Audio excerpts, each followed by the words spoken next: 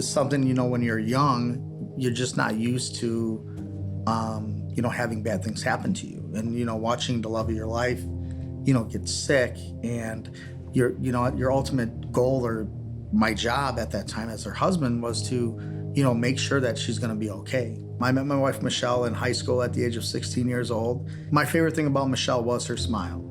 It was just infectious. That smile, it was just something that was just so beautiful and amazing. And then we were told that, the only thing that's going to save Michelle's life at this time would be to go through a heart transplant. It's just a tough situation, a tough time, because I'm hurting watching my wife be sick. And at the same time, feeling, well, who's there to support me?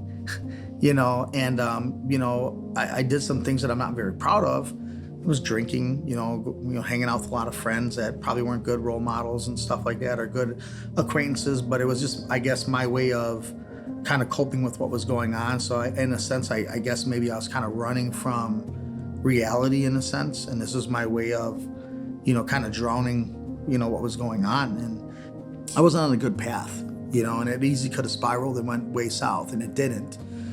So there were times where I would pray that, Lord, I know I'm going through a tough time, help me get on a better path. Help me, clear my mind, because I know the end for Michelle is coming, but also I need to be strong for my son that is going to lose his mother, and at the time, Talon was 9 years old. So I prayed a lot about a lot of things. I'm still hopeful at this time. But then when this doctor came in, her main doctor, and said, I don't think there's nothing more we can do for Michelle. We just have to put her in palliative care and let everything just kind of take its course. And I'm sitting there like, well, are you telling me there's nothing we can do at all, period, nothing?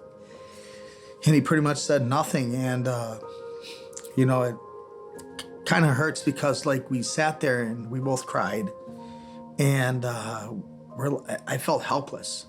I tried to, I'm trying to talk to myself and praying before I go to sleep that night that, I'm like, I just don't get it. Why me? Why can't I just have a decent, normal life? And why couldn't I give her the things that she wanted? Because we know the end is coming. And, I was just like, just help me, help me. And as obviously Michelle passed away, and I was praying and praying and praying, for hope for her and answers for her. And what can we do to keep her here longer? We want her longer, everybody wanted her longer. And it just, we didn't get that, so I would say, well, oh, God has answers, and just keep praying. And for a little bit there, I'm not going to lie, I was really mad. I was mad, and that, I prayed to you, and it didn't work out, But, I look back at life, and, I really do think that, all the prayers that I did, and, all the things I've asked for, I still believe things had to happen for other things to happen, and I wouldn't be where I am today, for me to go down the path that I went down, because I do feel like I'm a much stronger person. And, my faith with God, and my prayers, and the beliefs that I carry, and it's given me a story that I can tell other people, and it's valuable. And I think that, unfortunately, I had to go through what I had to go through to be where I am today.